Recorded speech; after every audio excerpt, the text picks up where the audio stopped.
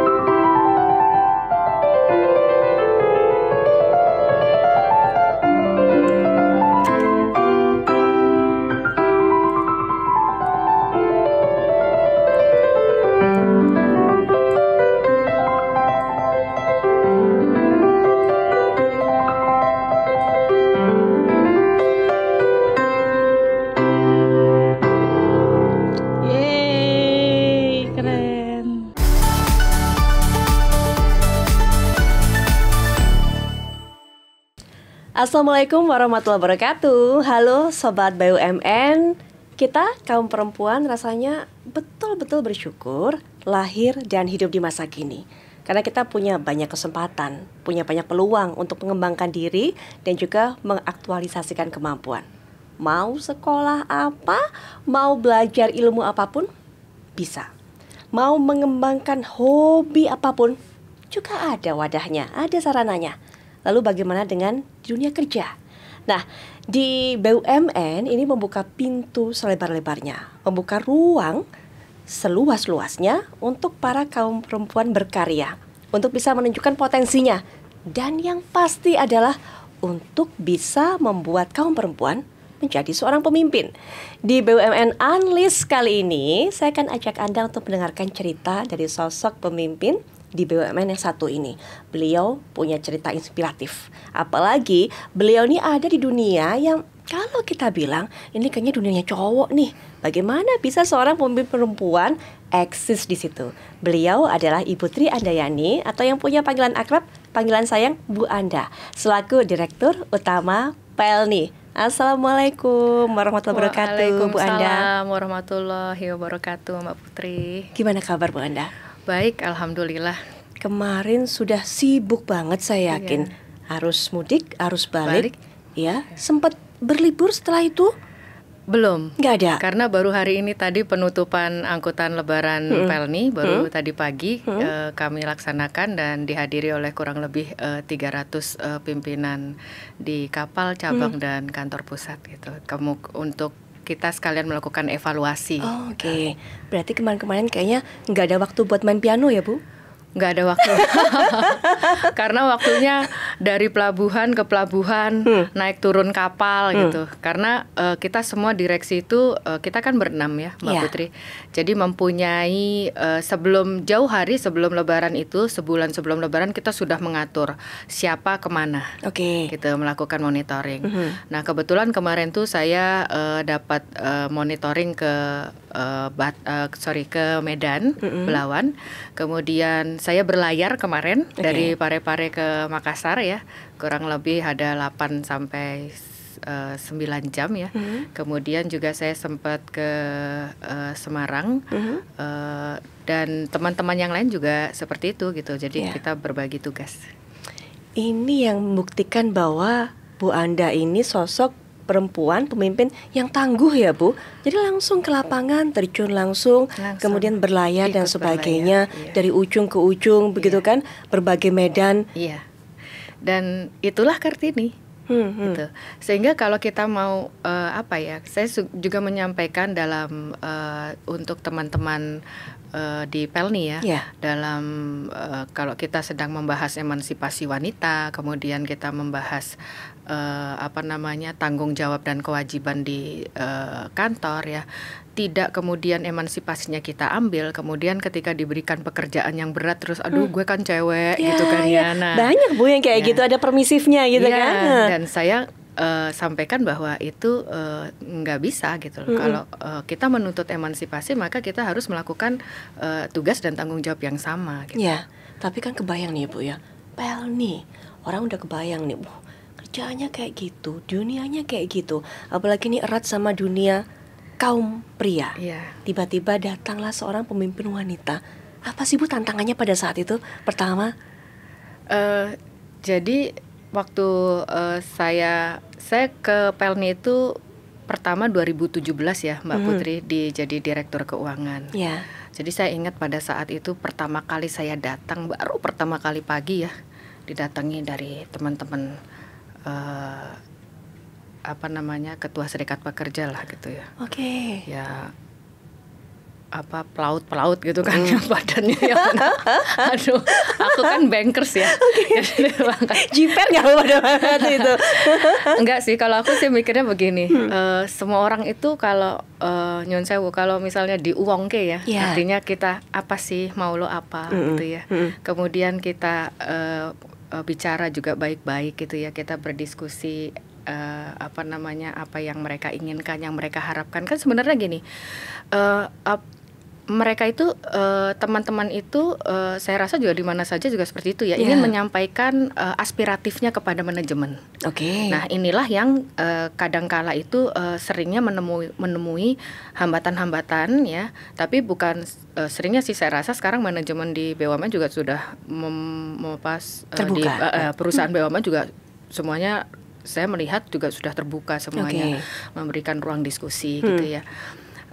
Tetapi kan balik lagi ini kepada karakter personal dari masing-masing leader ya, khususnya top leader ya. Pada saat itu saya masih direktur keuangan. Pun ketika saya menjadi direktur utama di tahun 2022 gitu, aspiratif teman-teman inilah yang harus kita dengarkan gitu. Dan bagaimana kita bisa meyakinkan mereka bahwa manajemen itu berada di posisi, artinya menangkap aspirasi mereka. Hanya saja kan kemampuan perusahaan itu kan juga harus seiring dengan tuntutan-tuntutan yang mereka sampaikan. Nah kita itu memberikan pemahaman itulah yang menjadi tugas kita kepada mereka gitu. Sehingga pada saat itu di tahun 2017 saya ingat tuh ya, jadi Ibu, saya berikan ini saya target gitu. Loh kok kayak Menteri BUMN saya gitu. Kencang juga ya ternyata ya. Gitu. Kalau Ibu nggak bisa gini gitu kan ya. Mau demo gitu, demo di istana ya, demo beneran apa demo masa gitu. Kok saya begitu tuh nggak saya anggap panik atau seperti apa? Enggak sama sekali. Jadi saya sampaikan, jadi pada saat itu saya ingat banget, saya hari pertama saya masuk kantor saya kan selalu sejak saya pegawai, ketika saya berkarir di PT Bank Negara Indonesia Persero Tbk, saya tuh selalu datang sekitar jam 6, jam 7 dan itu sampai sekarang Mbak Putri. Baik. Jadi kalau saya udah datang jam 6, jam 7 gitu. Kemudian saya waktu itu datang rapat direksi, saya kembali ke ruangan, makan siang, datanglah nih teman-teman SP. Inilah itulah menuntut ini itu, yang saya tuh nggak tahu apa-apa kan, baru hari pertama, orang baru gitu, dunia ya. baru juga. Iya, ini apa toh gitu ya. Jadi saya suruh duduk baik-baik gitu ya gitu.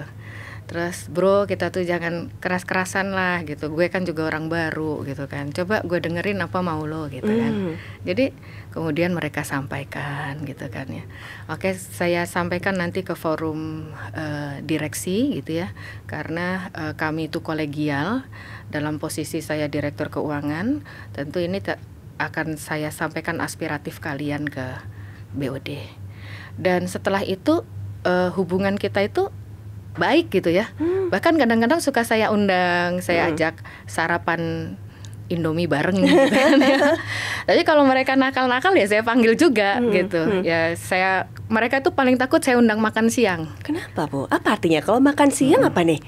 Pasti akan ada yang saya mau marahin gitu. Jadi kalau sarapan itu diajak ketawa bareng. Kalau makan siang, ini nih. Ini ada yang mau diceramahin sama saya gitu kan. Kadang, ketika itu saya ingat saya juga perempuan sendiri ya dalam BOD yang 6 orang itu ya. Jadi kadang-kadang malah dirut saya ketika itu menyampaikan, Mbak lu panggil deh Mbak gitu. Jadi saya memberikan ya kadang ya ngobrol sambil ngobrol santai gitu ya. Terus saya sampaikan ke mereka bahwa mereka nggak bisa seperti itu gitu. Kemudian di posisi saya yang dirut sekarang ini pun juga seperti itu. Jadi pernah satu saat juga teman-teman itu menyampaikan ya beberapa inilah ya mereka gitu ya. Kemudian curhat. Tapi curhatnya ini agak ngancem-ngancem dikit gitu kan. Ya laki semua Mbak gitu kan ya. Agak bahaya nih curhatnya. Jadi saya tuh kalau bercanda tuh kayak saya tuh sekarang tuh kayak apa ya, kepala sekolah. Kalau zaman dulu STM ya, sekolah. Jadi kayak kepala sekolah STM lah, gimana orang jumlah pegawai 4.400, lakinya berapa ya Mbak Putri tebak? Sampai 80% Bu? 4.000 Mbak, 90%. Perempuannya hanya 400. Oke. Salah satunya Bu Anda. Iya. Jadi itu termasuk pimpinan, termasuk direksi itu kita di luar direksi ya 4.400, laki-lakinya 4.000, perempuannya 400 dan yang di laut 3.200 di laut. Nah, ini keunikannya Pelni ya mungkin dibanding BUMN yang lain ya, yang walaupun misalnya kita bandingkan dengan perbankan ya, jumlahnya mungkin Mandiri, BNI, BRI mungkin puluhan ribu karyawannya, tapi darat semua. Ya. Ini kita dua alam nih, amfibi nih, betul. darat laut gitu kan. Itu mempunyai karakteristik yang berbeda, pendekatan yang berbeda. Apa Bu bedanya? Mendekati, menyentuh hati mereka yang kerja di darat dengan di laut apa? Kalau di darat itu ya ya saya rasa sama lah ya, maksudnya rata-rata semuanya juga ya pendekatannya itu ya mungkin tidak terlalu sulit ya. Kalau ini teman-teman di laut mereka itu kan keras ya. 3 bulan hidup di laut, tidak pernah ngelihat daratan. Ibaratnya mereka hanya berlabuh di pelabuhan pun nggak boleh turun kan nakoda, harus dia berada di atas kapal terus gitu kan ya. Karena memang tuh dia bertanggung jawab penuh atas kapal itu gitu kan ya. Kemudian 3 bulan berlayar, 1 bulan cuti, 3 bulan berlayar, 1 bulan cuti. Dan mereka membawa penumpang ya, mungkin yang dibayangkan kita mungkin kamennya kan naik kereta yang satu gerbong tuh 50 orang gitu ya. Ini isinya 3.000 orang. 2.000 sampai 3.000 orang. Betul. Yang itu 3 kali makan sehari. Sehingga faktor kebersihan, kemudian faktor itu bagian dari kenyamanan kan, kebersihan toilet, kebersihan area tidur penumpang, kebersihan musola, kemudian tenan-tenan dan sebagainya, yang mana itu tadi dikelola oleh laki-laki semua. Laki-laki itu kan kodratnya memang bukan bersih-bersih ya. Benar ya. Bu. Kerapihan, kebersihan itu kodratnya perempuan gitu kan. Betul. Sehingga yaitu saya kalau ke teman-teman padahal mereka ujung tombak layanan kita, bisa dibayangkan. Tuh. Jadi saya kalau monitoring ke kapal itu ya kayak ibu kos. lihat bersih-bersih, detail. Kan memang tidak ditakdirkan untuk detail, tidak ditakdirkan untuk multitasking, tidak ditakdirkan untuk bersih-bersih, rapih. Itu kan semua kan item-itemnya perempuan. Betul. Gitu ya. Sehingga inilah yang terus kita kita berikan edukasi ya kepada teman-teman bahwa teman-teman tuh ujung tombak pelayanan loh gitu. Yeah. Kalau saya di Rapim itu suka ya bercandaan sama mereka ya walaupun online gitu kan. Jadi saya bilang ayo curhat sama Mama Dedeh gitu kan. gitu ya. Kadang-kadang mereka gitu ya ngomong gitu kan ya. Tapi kadang-kadang ya unik gitu dan saya suka karena itu satu hal yang menantang bagi saya gitu. Nah kemudian saya juga sampaikan ke mereka iya sih ya kadang saya selingi dengan gue elu gitu ya biar memang karena ya mereka itu ya saya anggap kakak, adik, teman gitu ya. Jadi iya sih gue tahu lo laki semua tapi tuh kapal beresin dong gitu kan. Tuh kapal bersihin dong gitu. Apa perlu gue tiap hari keliling kapal gue pel sapu kapal lu gitu kan. Jadi ibaratnya kan lu tinggal lu punya tim-tim kerja. Tim kerja di kapal itu banyak loh Mbak Putri. 150 orang awak kapal. Di luar tim kerja kebersihan, pengamanan itu bisa 200 orang yang melayani 3.000 gitu. Tapi koordinasi itu kan juga berarti kan bagian dari kompetensi yang harus dibangun gitu kan. Tapi koordinasi mungkin dia bisa, tapi item-item yang seperti saya sampaikan tadi gitu, dia nggak ngeh sama kebersihan, tidak fokus dengan kerapihan. Ya karena balik lagi laki-laki semua gitu. Sensenya emang beda ya Bu ya, sensenya dengan kaum perempuan gitu kan. Dikasih pesan seperti itu, ditegur, bahkan juga saat meeting. Apa reaksi mereka Bu biasanya? Mereka nggak tahu ya Mbak Putri ya. Dulu sih mereka masih serius ya. Saya mungkin karena saya udah 3 tahun di Pelnik malah ketawa-ketawa gitu ya Mbak Putri ya. Tapi dijalanin sih, tetap dijalanin. Tapi kemarin kalau dulu kan mereka tegang gitu ya.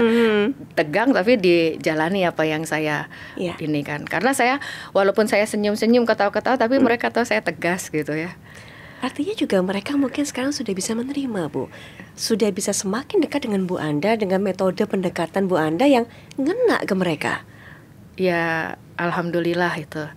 Ya di 1 tahun pertama yang tadi saya sampaikan sempat juga ya walaupun ini ternyata tidak benar-benar terjadi artinya ya ada yang mengadu domba kami lah gitu ya antara manajemen dengan teman-teman nahkoda di kapal gitu kan ya. Ya pada saat itu ya komunikasi, saya kadang-kadang menerapkan komunikasi yang lembut gitu ya. Kadang-kadang di mana saya harus tegas. Karena kan pendidikan teman-teman itu adalah pendidikan pelayaran setengah militer. Gitu. Jadi mungkin kalau saya senyum-senyum gitu atau yang saya melakukan pendekatan dengan kelembutan itu mungkin bagi mereka, ibu ini bercanda. Padahal saya udah serius gitu kan. Maka saya harus berkarakter seperti sekolah pelayaran gitu kan. Ya, kurang nampol ya Bu ya. Kurang nampol ibaratnya. Kalau cuma ditegur biasa. Ya, akhirnya ya udah salah satu nahkoda yang saya yakini itu udah yang paling nakal gitu ya, paling bengal lah kalau ibarat murid di kelas gitu ya, saya panggil ke kantor gitu kan. Ya sampaikan gitu ya bahwa kalian nggak bisa seperti itu kepada kami manajemen gitu ya. Gitu kalau beri kesempatan. Waktu itu saya baru 2-3 bulan di sana ya. Di Pelni. Beri kesempatan saya 1 tahun untuk melakukan transformasi di Pelni. Kalau tidak berhasil, kalian nggak usah demo-demo. Saya yang akan minta resign ke Pak ET. Saya sampaikan seperti itu gitu. Terus mereka itu justru nahkoda itu menyampaikan, Ibu nih ngomong apa sih? Oh ternyata ada yang mengadu domba kami gitu. Jadi ternyata di belakang hari itu tidak terbukti. Nah, jadi unik komunikasi kami itu dengan teman-teman di laut. Tapi pada dasarnya mereka itu luar biasa. Mereka meninggalkan keluarga 3 bulan. Kemudian walaupun cuti sebulan ya, kemudian 3 bulan lagi ninggalin. Itu tuh bagi saya itu satu pekerjaan yang luar biasa gitu. Penuh pengorbanan ya. sehingga saya juga harus mengapresiasi teman-teman gitu ya. Jadi ada beberapa hal juga reward yang kami berikan ya untuk teman-teman sejak saya diberikan amanah menjadi dirut gitu. Seperti adanya tunjangan peak season gitu ya. Tunjangan peak season ini karena memang mereka nggak boleh cuti. Ya. Dan ini juga saya sampaikan kepada teman-teman PLN di lapangan ya. Kayak sebelum peak season ini, sebulan sebelumnya, maka saya menyampaikan 2 bulan sebelumnya kalau yang mau cuti silahkan cuti. H-30 tidak ada yang cuti. H+30 tidak ada yang cuti untuk persiapan semuanya gitu. 2 bulan itu udah. H-15 sama H+15. Oke. Jadi tidak ada yang boleh cuti Mbak Putri. Pusat cabang kapal. Karena menurut saya sampai menyampaikan bercanda begini, kalau kalian mau cuti di masa Nataru dan Anglop silahkan pindah ke BUMN non transportasi. Bisa santai, bisa ikut tanggal merah soalnya. Iya, kalau BUMN mungkin santai enggak ya, tapi bisa ikut tanggal merah gitu. Merah, ya. Misalnya kayak pabrikasi ya, pabrikasi yang manufaktur, yang BUMN manufaktur gitu ya. Betul. Tentu kan pasti kan jam 5 pabriknya tutup gitu ya. Nanti jam 7 mulai lagi gitu ya. Kalau layanan transportasi kan nggak bisa. Nggak bisa. Betul. 7 kali 24 jam. Semua kapal di laut. Di seluruh perairan. Betul. 55 kapal. Dan saya nggak bisa tidur. Kalau angkutan lebaran tuh terus terang saya, waduh ini kadang saya bukan iseng ya bagian dari pekerjaan saya gitu. Saya coba telepon masing-masing nahkoda gitu. Yeah. Di mana Cap? Laut Arafuru Bu gitu. Dari mana ke mana? Dari Bau-Bau mau ke Jayapura Bu gitu. Oke, saya lihat di pemantauan monitoring ini saya, oh benar kapalnya itu di situ lagi ada kok di situ gitu. Penumpang berapa Cap? Ya sebagai macam itu juga bagian dari saya untuk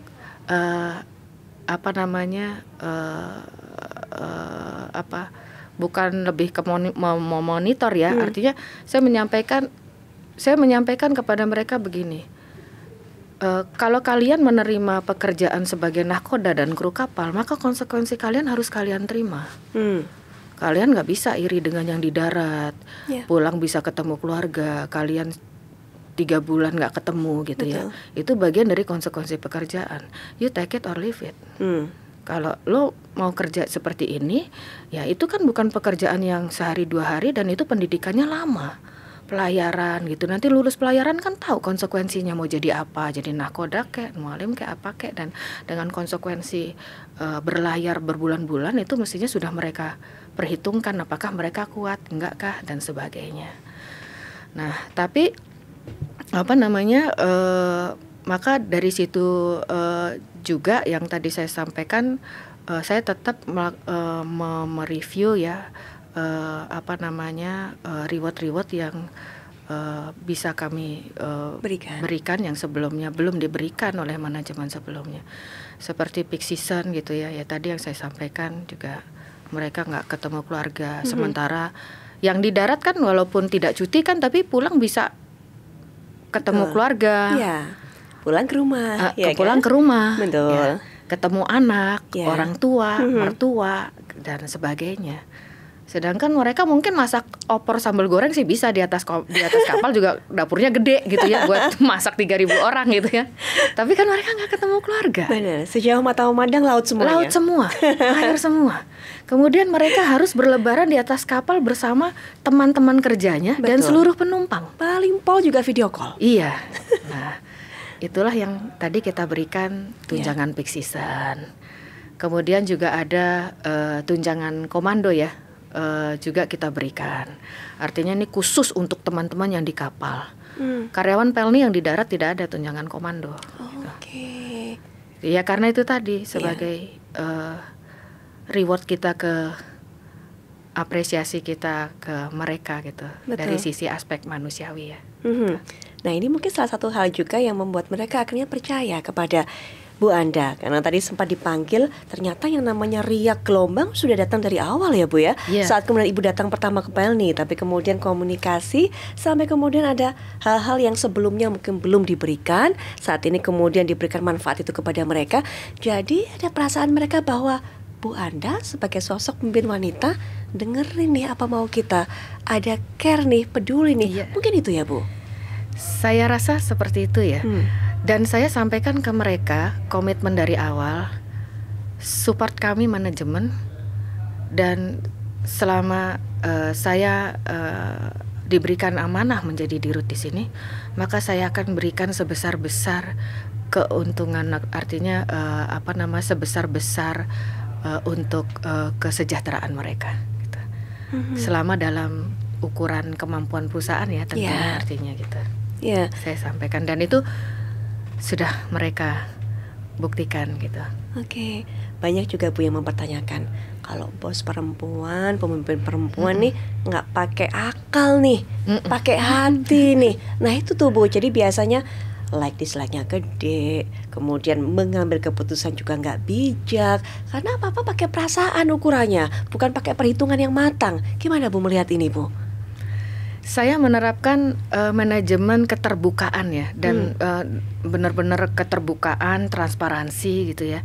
Sehingga misalnya apapun arahan dari Kementerian BUMN atau stakeholder yang lain, kemudian saya sampaikan, kemudian dan kebijakan-kebijakan yang saya ambil dengan pertimbangan-pertimbangan apa itu saya sampaikan secara terbuka dalam floor. Artinya kalau terbuka dalam floor itu kan itu bisa merambat ya. Maksudnya kalau di situ ada VP, nanti kan tentu VP akan menyampaikan ke timnya dan itu nggak masalah gitu loh. Gitu. Kecuali kalau memang isu-isu yang benar-benar rahasia ya, yang misalnya hanya direksi BOD only gitu ya. Nah itu tentu beda gitu ya. Nah tetapi sepanjang itu semua terkait urusan perusahaan. Artinya operasional perusahaan, tidak ada yang tidak saya buka. Semuanya transparan. Contoh, ketika saya sebelum menjadi dirut ya, komunikasi itu kan ketika saya 2017-2019 itu Direktur Keuangan dan 2020 saya sempat nggak di Pelni sampai 2021 2 tahun. Kemudian saya balik lagi ke Pelni tahun 2022 sebagai dirut. Sehingga saya tahu persis apa-apa yang belum dilakukan oleh manajemen sebelumnya. Yang menurut saya itu yang menurut saya itu mungkin di zamannya sekarang nih harusnya sudah dilakukan. Gitu. Ketika saya pergi itu komposisi milenial itu baru di 35%. 40% lah, 35-40. Ketika saya datang komposisi milenial itu berbalik sudah 60%. Sehingga komunikasi itu ya harus dibuka selebar-lebarnya. Sekalipun input dari komunikasi itu nanti akan kita gunakan semua, akan kita gunakan setengah, seperempat atau hanya sebagian kecil, itu hak daripada manajemen untuk dalam pengambilan keputusan nanti outputnya. Pintu kami terbuka, mengantar Anda mewujudkan sebuah tujuan, memperkaya dengan sudut pandang bernilai tak terhingga. Kami selalu memberikan rasa nyaman dengan mudah dan cepat. Mengantar Anda wujudkan impian-impian indah membahagiakan.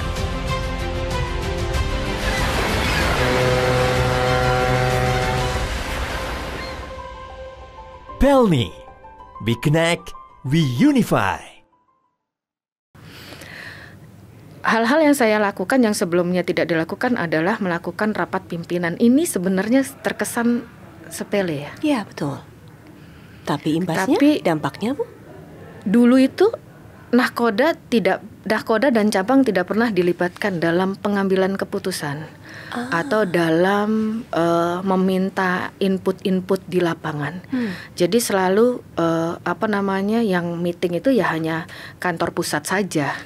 Nah nanti VP-VP inilah yang berkomunikasi dengan mereka, menyampaikan ke mereka. Ya, nah ini kan terlalu panjang dan rasa perhatian mereka akan BOD itu kan mereka perlukan. Betul. Kalau gitu kayaknya jauh banget Jauh ya Bu ya ya. POD dengan Kok mereka yang ngunjungin gue tuh kok VIP terus gitu kan ya. Iya. Akhirnya saya buka monthly meeting bulanan, yang itu melibatkan 44 kepala cabang Pelni, kemudian divisi beserta seluruh manajernya, kemudian ini manajer ini juga saya libatkan ini di tahun kedua saya ya, tidak di tahun pertama. Karena di tahun pertama nanti kalau saya jadi itu bertahap gitu. Baik, Ibu susun prioritasnya Iya, dulu. tapi itu dalam konsep saya gitu, dalam konsep leadership saya gitu. Sehingga di tahun pertama itu ya VP dulu, karena memang mereka yang tidak in charge terlalu banyak dengan BOD gitu loh. Yeah. Jadi keterlibatan kita tuh jadi mana yang salah tuh cepat dikoreksi gitu. Ibaratnya kalau guru lah, kelas yang isinya 12 orang sama kelas yang isinya 30 orang kan tentu beda gitu ya. Betul. Oke, kita beri pendidikan dulu nih yang 12 orang gitu ya. Sampai mereka firm apa maunya arah manajemen ya, visi misi perusahaan ini gitu ya. Setelah itu baru masuk nih manajer-manajer. Kenapa mereka saya libatkan? Karena bagian dari kaderisasi. Oke. Jadi mereka biar tahu bagaimana BOD itu melit monthly meeting gitu. Bagaimana BOD itu menghandle permasalahan-permasalahan di lapangan. Nah, dilibatkan, saya sampaikan di minggu pertama saya melakukan monthly meeting. Nahkoda itu yang tidak terbiasa dengan meeting online gitu ya, karena mereka ya taunya cuma mengantarkan penumpang dari satu pelabuhan ke pelabuhan yang sebelumnya gitu ya. Saya sampaikan bahwa halo, kalian itu top leader di kapal loh. Memimpin 150 awak kapal. Nyawa penumpang itu ribuan nyawa penumpang di kalian. Yeah. Jadi kalian tuh leader. Tidak hanya sekedar menjalankan fungsi driver yang dari port to port gitu. Itu fungsi yang sangat dangkal bahwa kalian lead. Maka saya minta mereka itu untuk melakukan weekly meeting dengan dengan seluruh timnya yang di sana. Jadi waktu itu cepat Mbak Putri. Jadi semua kapal itu saya minta kirim layar presentasi ya gitu ya. Jadi saya berikut dengan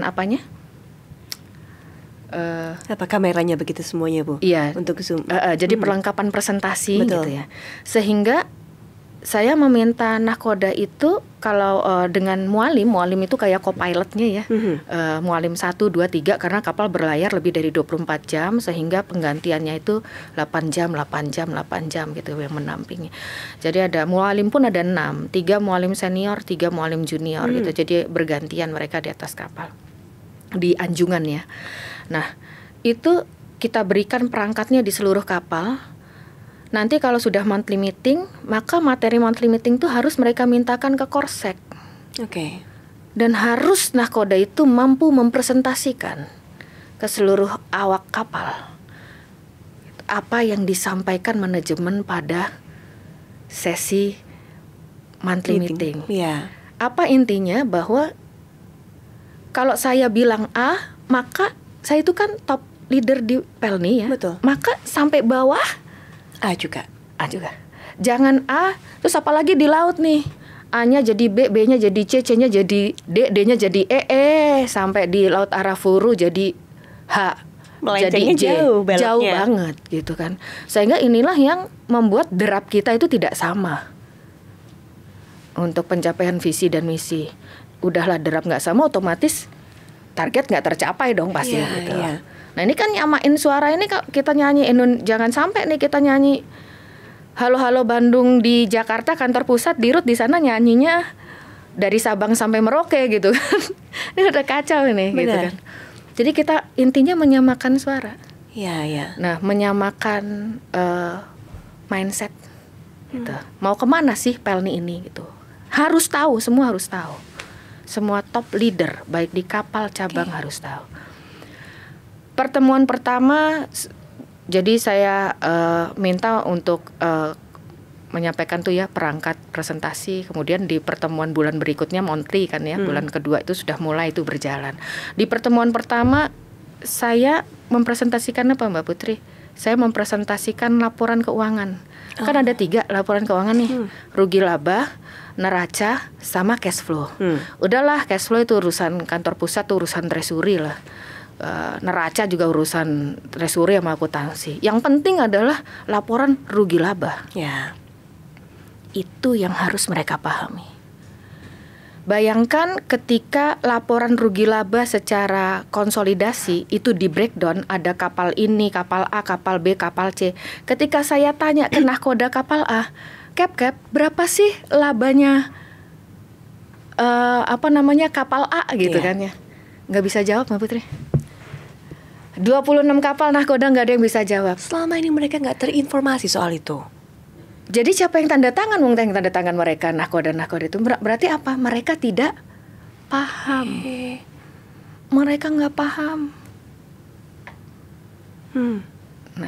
Nah pekerjaan yang ini terlalu detail ya saya sampaikan. Jadi pekerjaan yang detail-detail ini pekerjaan spesialisnya perempuan kan? Iya, Nah, betul. keunggulan kita di situ.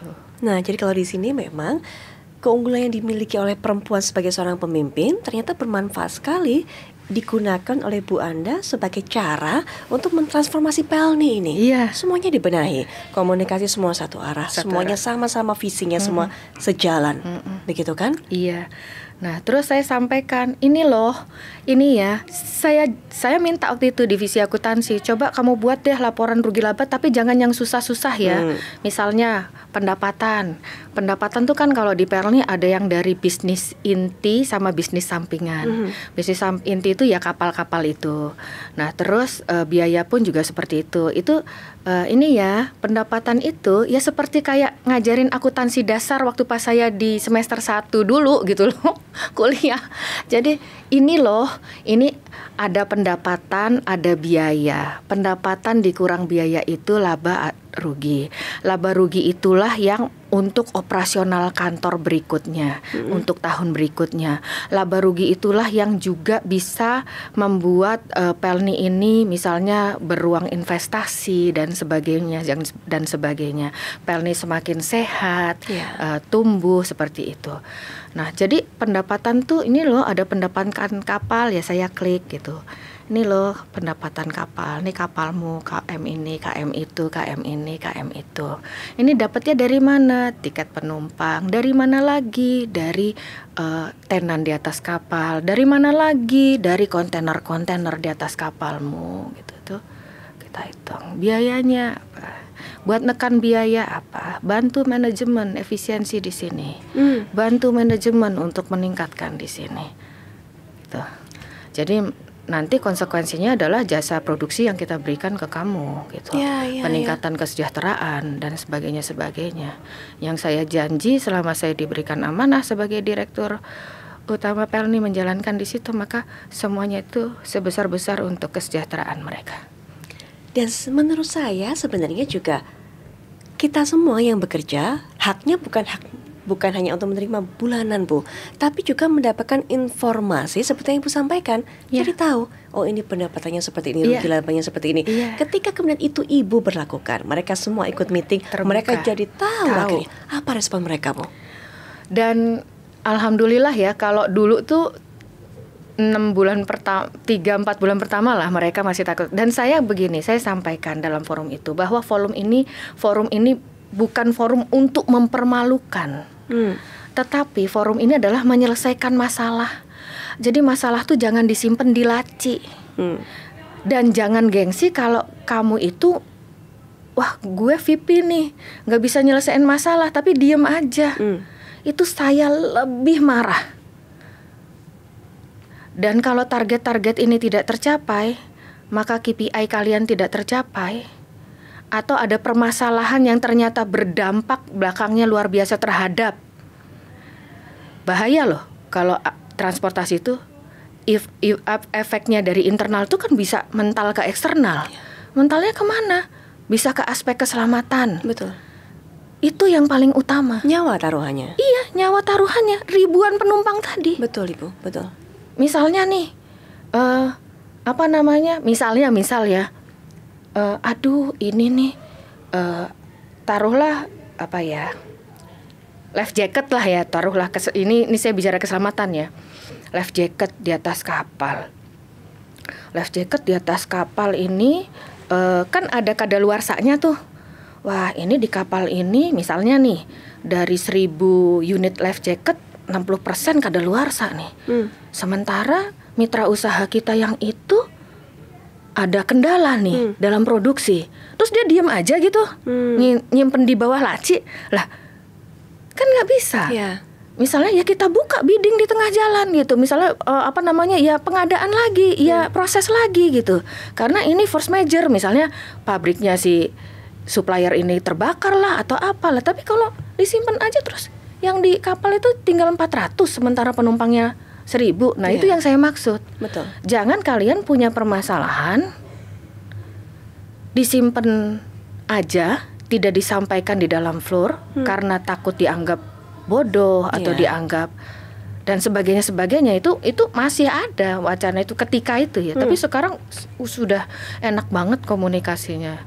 Jadi saya membuka komunikasi secara terbuka supaya bahasa saya tidak ada dusta di antara kita gitu kan. Kadang-kadang kan suka lempar-lemparan kan. VP misalnya kadang kapal nih kren gue rusak nih, benerin dong gitu. Terus udah lapor cabang bilang udah kok, gue udah lapor pusat. Nanti pusat bilang udah proses, belum diteken direktur ini, padahal dia yang nggak pesan-pesan. Atau memang itu butuh waktu karena pesannya mungkin di luar negeri gitu ya. Terus dan mendatangkan engineer gitu sehingga butuh waktu dan tapi ya intinya sih kalau menurut saya pencapaian visi dan misi itu dari komunikasi yang transparan, terbuka itu. Itu kalau udah itu bagus dari bawah sampai atas itu insya Allah jalannya tuh larinya kenceng gitu. Larinya kenceng dengan kewanitaannya, sentuhan perempuan seorang ibu Anda, tapi berpadu dengan ketegasan bisa membawa atau menghadirkan transformasi di tubuh Pelni. Bahkan dibawa larinya kenceng. Masih ada PR-PR yang masih menggelagit pikiran Bu hingga saat ini. Mau diapain lagi nih Pelni? Apa yang kurang? Mbak Putri tahu aja. Saya tuh sampai yang gini ya, masalah ada lagi yang detailnya yang mungkin perlu saya ceritakan. Itu kan dari sisi kompetensinya orang-orangnya ya, berarti ya SDM-nya ya. Dari sisi pelayanan lebih lucu lagi nih. Jadi saya waktu itu pergi ke monitoring ke kapal yang Indonesia Barat nih. Kalio ayam warnanya ya kayak di restoran Padang lah, kuning gitu. Mungkin karena masih deket Padang gitu kan ya, masih deket Sumatera. Ke tengah geser dikit jadi orange. Agak ke timur dikit tiba-tiba udah mendekati putih gitu. Wah, ini udah kacau nih gitu kan ya. Akhirnya ya itu tadi balik lagi, detailing seorang wanita itu kan memang beda ya gitu. Benar. Kita ditakdirkan untuk itu gitu loh. Jadi nggak bisa nih saya panggil divisi pelayanan, kamu panggil perhotelan, kamu panggil jadi standarisasi resep. Standarisasi resep, standarisasi penyajian. Jadi bumbu-bumbu jadi itu sudah masuk semua ke kapal. Tidak dari mentah lagi yang nanti ada kebanyakan kunyit lah, ada yang kebanyakan dan sebagainya itu tadi. Sehingga warnanya berbeda, penyajiannya berbeda, rasanya berbeda sampai sedetail itu. Itu bedanya sama cowok, Bu. Kalau kita cewek betul-betul ngeliat semuanya sampai apa-apa makanan. diurusin. Nah, padahal makanan itu memang salah satu hal yang dijadikan tolak ukur kepuasan dari para penumpang. Para penumpang itu kan ada di situ maunya dilayani dengan sebaik mungkin, selamat sampai tujuan. Nah, apa yang mereka butuhkan dicukupi. Makanannya enak termasuk salah satunya. Makanan enak, kebersihan, AC dingin. Jadi waktu pas tahun ke-2 ya, karena memang anggaran waktu itu kan saya datang pertama kan sudah di bulan April ya, anggaran sudah berjalan ya. Jadi saya sampaikan ke teman-teman, di data setiap kapal itu kan punya 3 mesin AC gitu kan. Jadi di data mesin AC besar-besar di dasar kapal itu ya. Untuk mendinginkan 6-7 deck gitu ya, 6-7 tingkat gitu. Di data semua AC di 26 kapal kita. Saya tidak mau lagi ada isu panas. Karena saya kan membaca dari komplain ya, keluhan pelanggan dari Pelni 162 gitu kan. Kita punya Pelni 162. Jadi saya juga sampaikan sama teman-teman, bekerjalah dari, dalam tanda kutip, bekerjalah dari komplain. Berangkat tuh dari komplain. Karena itu feedback yang itu yang diperlukan mereka, yang dirasakan mereka ya. Terus jadi saya tetapkan waktu itu tahun 2023 adalah tahun AC namanya. Karena saya juga belajar dari 2017-2019. Ini kadang-kadang tuh teman-teman benerin AC di kapal ini, nanti besoknya lagi lupa ina itu, saya nggak mau. Kalau perlu 26 kali 3, kan mohon maaf ya, kita itu kan PSO. Dalam arti diganti pemerintah, ya toh. Jadi ya kalau memang itu di luar biaya reguler, ajukan usul. Rasanya pemerintah kita itu kan satu-satunya BUMN pelayaran sekarang saat ini ya. Kalau teman ASDP itu penyeberangan ya. Kalau pelayaran itu kan multiport gitu. Satu-satunya yang mengantarkan penumpang. Maka keberadaan Pelni adalah keberadaan negara hadir dalam melayani masyarakatnya. Betul. Nah, kalau kita sampaikan apa fakta di lapangan dengan kapal yang usianya semua rata-rata di atas 30 tahun, saya rasa juga pemerintah akan mendengar. Dan itulah yang terjadi. Di luar PSO rutin yang kita terima setiap tahun, itu waktu itu di tahun 2023 kita mendapat penambahan 300 miliar untuk seluruh perbaikan AC. Jadi udah dingin Ibu sekarang. Jangan ada khawatiran dari para penumpang. Nggak ada, saya nggak dijamin dingin. Dingin sekarang semua. Jadi saya nggak mau lagi tahun 2024 ada komplain tentang AC. Kita ajuin sekarang masih bulan April 2022, ajukan semua perbaikan AC. Data jadi online semua sama seluruh nahkoda dan KKM gitu. KKM itu kepala kamar mesin yang ngurus mesin di semua mesin baik mesin penggerak maupun mesin pendingin, semuanya tanggung jawab KKM.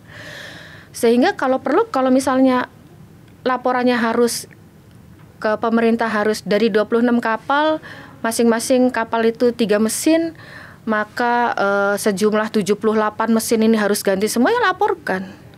Beli 78 sekalian. Gitu. Nah ini kan masih mesin-mesin kapal-kapal buatan Jerman zaman dulu ya. Jadi ya kalau mesin-mesin dari Jerman ya pesen sekarang 78 mesin AC itu. Sehingga kerja itu tuntas gitu loh. Yang saya sampaikan tuh sama teman-teman itu kerja tuntas. Dan ini juga saya melihat komitmen Ibu juga untuk bisa memberikan pelayanan terbaik. Apapun caranya, apapun usahanya, komplainnya pelanggan didengerin dan segera lakukan. Lah kita ngelayanin siapa Mbak Putri? Kan yang kita layanin masyarakat. Dan sekali lagi jeleknya Pelni itu ya mohon maaf ya, berarti jeleknya negara gitu loh. Betul. Kan on behalf of government, kita operator BUMN. Mau tidak mau harus diakui seperti itu. Iya. Gitu. Sehingga saya kan nggak mau mempermalukan merah putih gitu kan. Betul. Apalagi sekarang banyak turis-turis yang naik kapal kita gitu ya. Bikin vlog juga Bu, nge-review. Iya, itulah. Itu sekarang tuh banyak tuh. Kemudian masuk tahun 2024 itu adalah tahun toilet.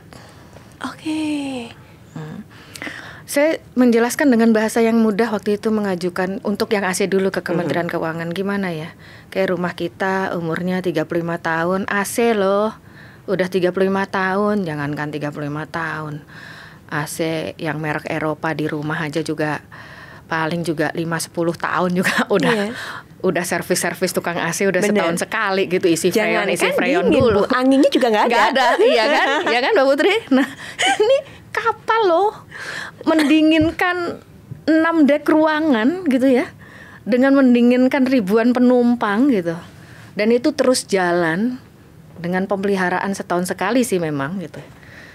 Nah kemudian tahun 2024 saya sampaikan lagi ke Kementerian Keuangan untuk renovasi toilet dan dapur. Tadinya kondisinya sangat di bawah. Iya. Standar. Nah, Mbak Putri bayangin kayak rumah nenek kita lah gitu ya. Oke, iya. Kan pasti kan masih pakai tehel yang dulu gitu kan ya, yang Ubin, lumutan Bu. ubin Iya, ya gitu ubin. ya. Itu ya nggak ada yang bagus-bagus kayak yang. Jadi saya kalau gini ya, kadang saya tuh juga gimana ya, saya tuh kan mohon maaf ya gitu, kadang saya mentolerir tidak lahir besar di Pelni gitu ya. Kemudian saya melihat bahwa bukan pembelaan loh ya, bukan karena saya dirutnya, sekali lagi kan saya juga tidak lahir besar di Pelni, tapi saya melihat bahwa bukan pembelaan, bahwa ya toilet ya gimana nggak kayak begitu gitu loh kondisinya. Orang kapal itu diisi 1.000, 2.000, 3.000 orang, yang itu tinggal di kapal itu lebih dari 24 jam. Betul. Bahkan ada yang 7 hari. Jakarta Papua itu 7 hari pelayarannya gitu ya, berhari-hari. 21 kali makan di kapal gitu ya, kan 3 kali makan sehari. Sehingga dengan kapal-kapal yang sekali lagi Mbak Putri umurnya di atas, ada 14 kapal per tahun ini di atas 30 tahun. Bayangkan rumah kita sekarang ini mungkin dengan toilet yang taruhlah dengan toilet yang 30 tahun yang lalu dibangunnya gitu. Iya. Jadi mau kita guyur, maaf agak iklan dikit ya, Porstek gitu ya. Mau diguyur 1 galon, tetap nggak bisa kan balik lagi ke kondisi yang zaman dulu gitu loh. Maka ketika saya merenung begitu, ya elah, ini mah mau diguyur bahan kimia sekeras apapun juga nggak akan bisa kembali lagi seperti dulu. Maka langkah yang dilanjutkan yang harus dilakukan selanjutnya adalah renovasi total. Oke, rumahnya tua, kapalnya tua, tapi kan yang sering dikeluhin pelanggan itu kan toilet. Ya kita kerjakan toilet, ya kita kerjakan dapur. Gitu. 2023 AC dingin, fokusnya 2024 toilet. Dan sudah oke semua sekarang, Bu? Belum. Ini baru di 9 kapal. Karena itu multi years. Saya sampaikan ke Kementerian Keuangan itu 3 tahun. 2024, 25, 26. Di 2025 ini akan ada 6 kapal. Kemudian nanti sisanya di 2026. Sehingga fokusnya sekarang tahun ini juga masih memperbaiki toilet. Toilet sama dapur. Dan itu toilet di kapal itu nggak sedikit Mbak Putri. Iya. Jumlahnya itu di satu kapal itu antara antara 20 sampai antara 40 sampai 60 toilet. Jadi yang kalau docking itu dockingnya tuh hanya 2 minggu ya, atau sampai 1 bulan, itu ya harus kayak knockdown gitu lah, harus tak semuanya. Yang di dek penumpang yang penumpangnya banyak itu di 20-30 toilet lah gitu. 30 toilet lah dalam satu kapal. Itu kita dahulukan ketika docking. Nanti itu ketika jalan itu kan kita fungsikan. Jadi perbaikannya pun juga saya minta Direktur Armada dan Teknik itu memakai strategi. Ada dek 4, dek 5, dek 6, ada dek 3 juga untuk penumpang ya. Jadi di setiap dek itu toilet itu ya harus diperbaiki beberapa ya ketika dock gitu ya. Tadi tidak di satu dek saja gitu. Nanti ketika jalan maka yang renovasi itu ada yang belum direnovasi di docking ya, itu kita lakukan running repair gitu, kita sambil jalan. Tapi kan di leveling itu di dek 4 itu ada kamar mandi yang sudah jadi. Di 5 juga gitu, ada yang udah jadi, yang belum jadi kita benerin sambil kapal itu jalan. Tapi tentu kalau sambil kapal jalan kan tidak semasif ketika kapal berhenti di dockyard itu. Betul. Kan. Itu yang kita lakukan. Itu memang Bu rasanya keunggulan wanita, sentuhan wanita Bu Anda dengan kepeduliannya, ketelitiannya. Jadi maunya memberikan maksimal, cantik lah akhirnya. Kapalnya cantik, pelayanan juga cantik, maksimal semuanya dan menjawab keluhan dari masyarakat. Itu dia. Karena Bu semakin lama harapan, ekspektasi dari masyarakat terhadap Pelni pelayaran ini semakin tinggi. Itu benar ya. Sejak masa pandemi ini ini ada terjadi pergeseran penumpang dari moda transportasi udara ke moda transportasi laut.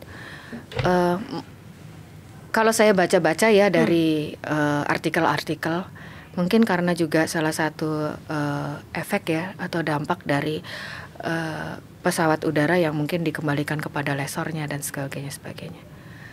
Dan itu ketika saya ke monitoring ke cabang, saya selalu menemui penumpang-penumpang itu ketika mereka membeli tiket gitu kan.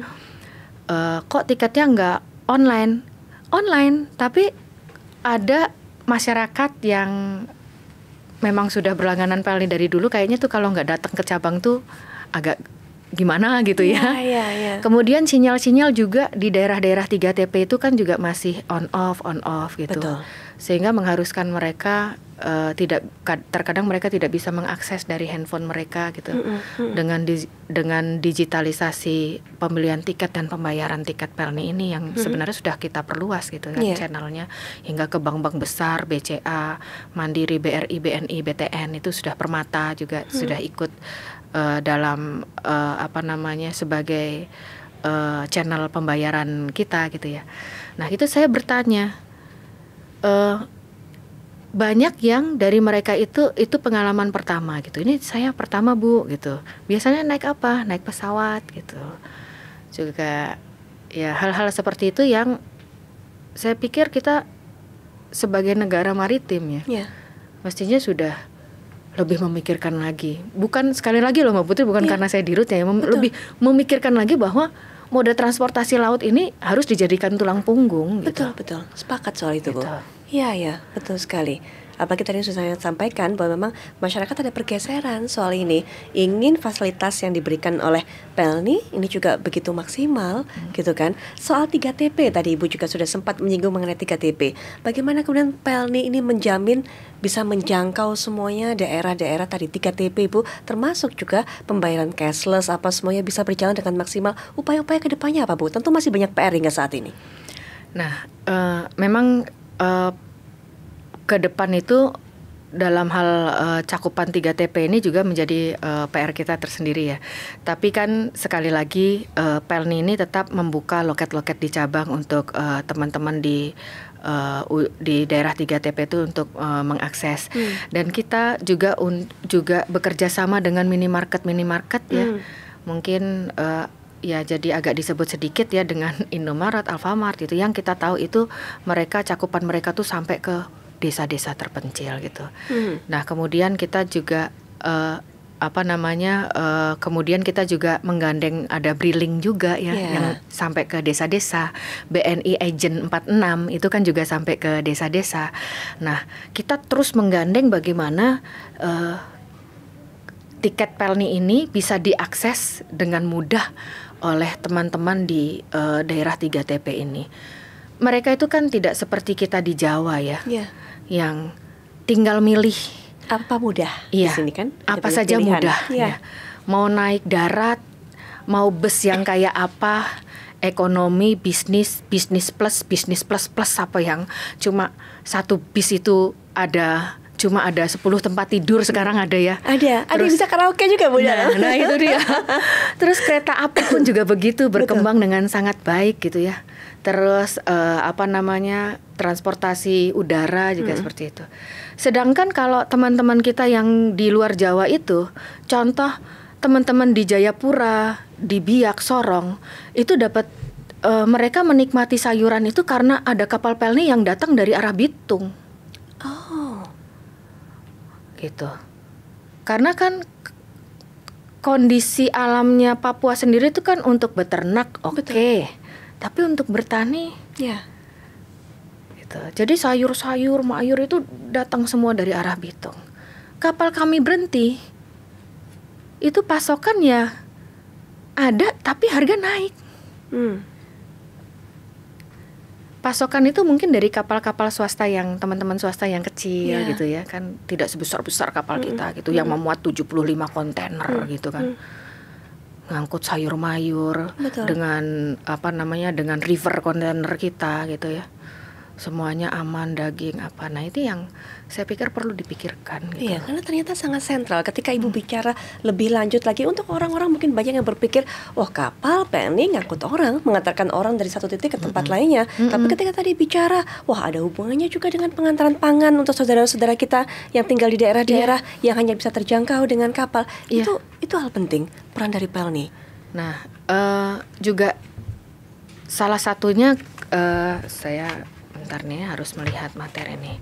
Tol laut, nah ini tol laut ini juga ketika dicanangkan di 2015 dan kita mengoperasionalkan, kita diberikan PMN atas 6 kapal tol laut ya.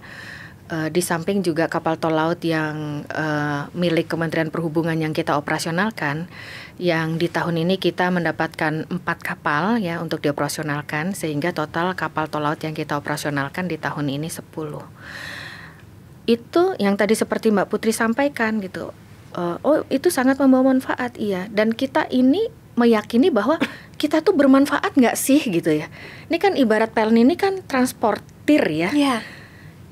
Ya ibaratnya gini nih, terserahlah apa aja yang diangkut emang gue pikirin gitu kan, bisa dong gitu ya, bisa dong ya kan, apa aja lu terserahlah mau memberikan manfaat kayak enggak kayak, yang penting subsidi gue jalan lancar dari pemerintah gitu kan. Tapi nggak demikian sama PLN. PLN melakukan melakukan survei. Ya. Kita menggunakan teman-teman UI ya, Universitas Indonesia, untuk melakukan survei terhadap keberadaan kapal-kapal kita tol laut ini, kapal PLN ya khususnya. Karena setiap kapal tol laut itu mempunyai trayek-trayek tertentu yang ditetapkan oleh Kementerian Perhubungan. Betul.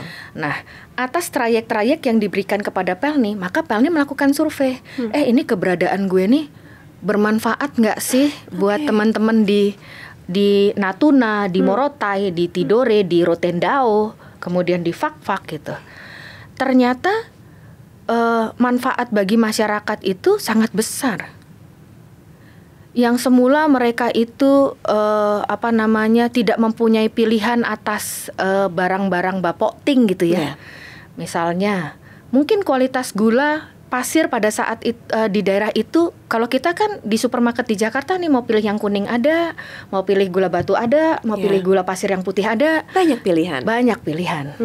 Nah kalau mereka mungkin yang semula gula pasir itu warnanya kuning gitu ya, yang kalau dimakan batuk-batuk, datanglah nih tol-tol laut dari Indonesia Barat gitu lah, ngirim ada pilihan dengan harga yang lebih murah. Ya memang tugas tol laut waktu itu adalah salah satu fungsinya adalah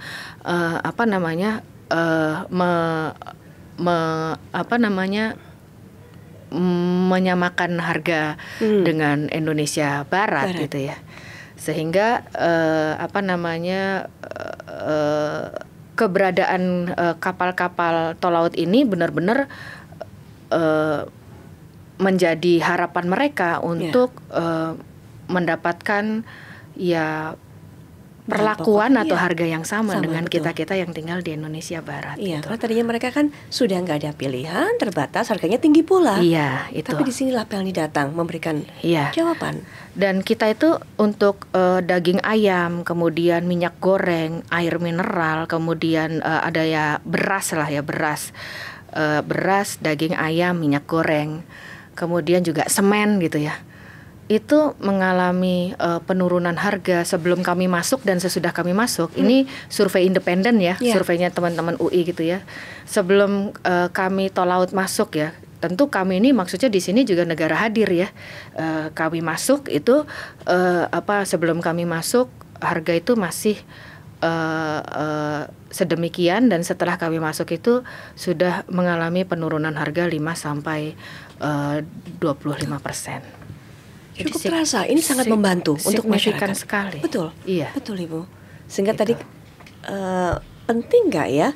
Ada dampaknya nggak ya? Luar biasa besar tentunya untuk bisa memenuhi kebutuhan masyarakat ini. Iya, itu. Dengan kapal tol laut ini. Iya. Untuk berikutnya Ibu, target berikutnya berkaitan juga tentunya dengan kapal tol laut ataupun juga PLN ke depannya Ibu? Kalau ini untuk terkait dengan tol laut ini tentu kita juga rasanya masih banyak teman-teman di daerah 3TP itu juga yang mengharapkan pelayanan tol laut yang sama gitu ya. Yang ini juga kami dapatkan dari beberapa bupati di daerah-daerah 3TP yang berharap bahwa tol laut kita itu menyinggahi daerah-daerah mereka gitu. Sehingga mereka kadang suka, kok Natuna dimasukin sih, kok Tidore dimasukin, kok aku enggak gitu ya. Nah ini kan keterbatasan armada yang dimiliki Pelni ya untuk tol laut. Namun demikian aspirasi dari bupati-bupati ini yang menyampaikan melalui Pelni juga sudah kita sampaikan ke Kementerian Perhubungan. Tentu dari sini juga dan satu hal lagi yang saya harapkan ya dari program tol laut ini Mbak Putri, bahwa peran dari pemerintah daerah itu sangat kami butuhkan. Partisipasi aktif dari pemerintah daerah itu sangat diperlukan untuk muatan balik dari tol laut ini.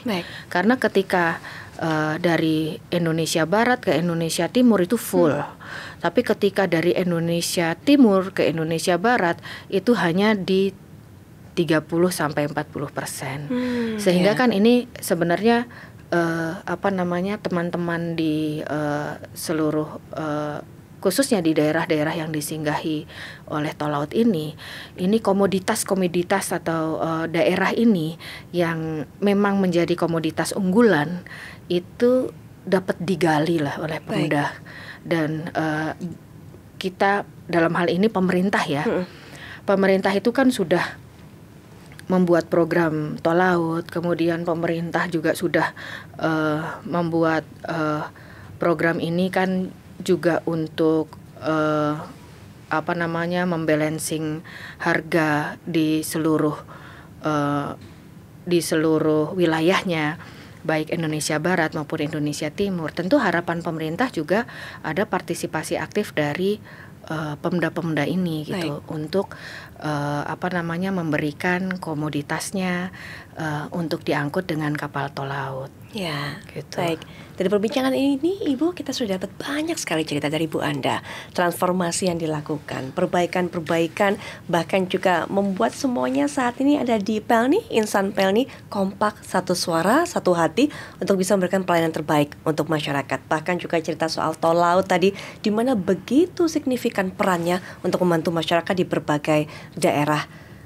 Pesan terakhir mungkin, Bu Anda, untuk para perempuan yang saat ini mungkin termasuk juga yang berkarir di BUMN, apa yang harus mereka lakukan, apa yang mereka butuhkan agar mereka bisa terus merangkak naik, menunjukkan potensi mereka, bahkan mungkin juga suatu saat nanti ada yang seperti Bu Anda, ada di posisi seperti Bu Anda juga. Ini saya sampai mencatat ini nih Mbak Putri ya. Jadi karena tidak ingin kehilangan satu kata sekalipun. Jadi bagi perempuan muda Indonesia ya, beranilah melangkah gitu.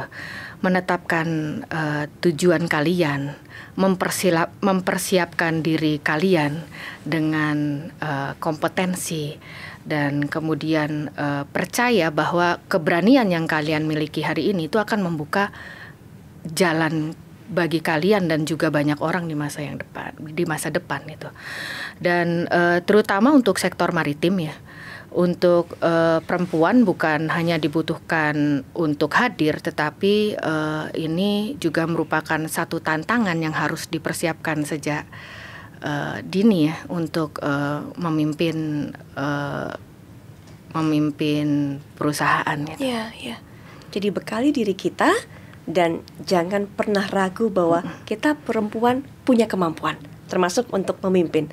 Bu Anda jadi inspirasi kita karena Bu Anda sudah berikan banyak sekali kisah yang bisa menjadi pelajaran untuk kita, tauladan untuk kita juga. Kita juga punya sesuatu untuk Bu Anda. Bu Anda, ini hadiah. Terima kasih Dari kami buat Ibu kenang-kenangan. Terima kasih sudah hadir di sini, sudah berbagi cerita di podcast kami. Ya, semoga bermanfaat. Baik, Sobat BUMN, di BUMN Unleashed kali ini kita tahu bagaimana kemudian sosok pemimpin wanita Bu Anda yang saat ini menjabat sebagai Direktur Utama Pelni mengajarkan kepada kita bahwa kesempatan itu ada. Kesempatan bagi wanita untuk terus berkarya dan juga menjadi pemimpin menjadi sebuah hal yang utama dalam sebuah perusahaan. Termasuk juga kita bicara dalam hal ini adalah BUMN. Maka jika kita kemudian menghargai apa yang sudah Kartini lakukan, jangan hanya lakukan seremoni pada tanggal 21 April, tapi ambil, tapi tiru dan juga lakukan apa yang sudah dilakukan oleh Kartini, termasuk meneruskan semangatnya dan wujudkan dalam hari-hari kita. Bu Anda sekali lagi terima kasih. Terima kasih Mbak Putri. Baik, terus menginspirasi Bu. Sehat selalu. Sehat dan juga selalu. lancar semuanya memimpin Pelni. Ya Rabbil Alamin. Baik, kita akan jumpa lagi di episode berikutnya BUMN Analyst. Sampai jumpa.